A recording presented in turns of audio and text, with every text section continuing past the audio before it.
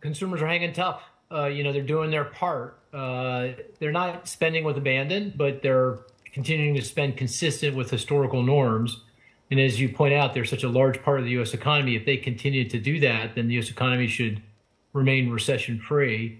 I mean, a lot of it does go back to the job market. A lot of jobs still being created. Unemployment is very low, 3.5%, as low as it's been in 50 years. And on top of all of that, consumers still have a lot of cash in the bank that they saved up during the pandemic.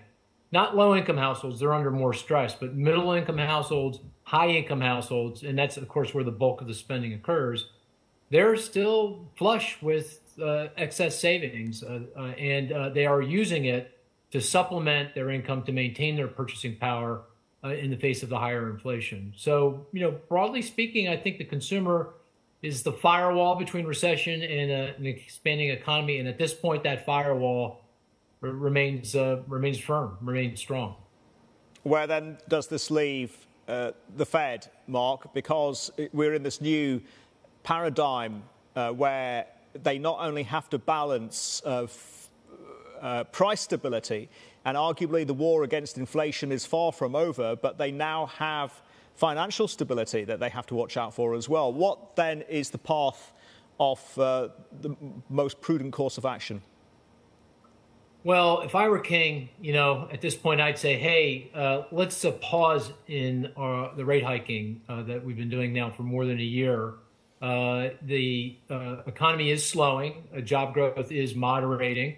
I'll give you a statistic. For the first time since the teeth of the pandemic shutdowns, labor supply, that's the growth in the labor force, is greater than labor demand. Labor demand is employment and the number of unfilled positions. And so that means that the labor market, which is tight, is starting to ease. Unemployment is going to start to move higher.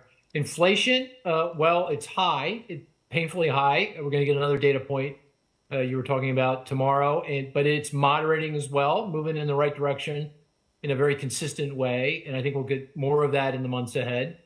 And then you throw in the mix the problems in the financial system, the banking system. And I agree that the banking system is on solid ground, but nonetheless, there was deposit outflows and a lot of angst around the system. So given all of that, you add all that up, and that seems to suggest to me it's about time for the Fed to take a pause here, take a look around, and if things don't stick to my script, then they can start raising rates again. But at this point, it feels like this is a good time to end the rate hikes.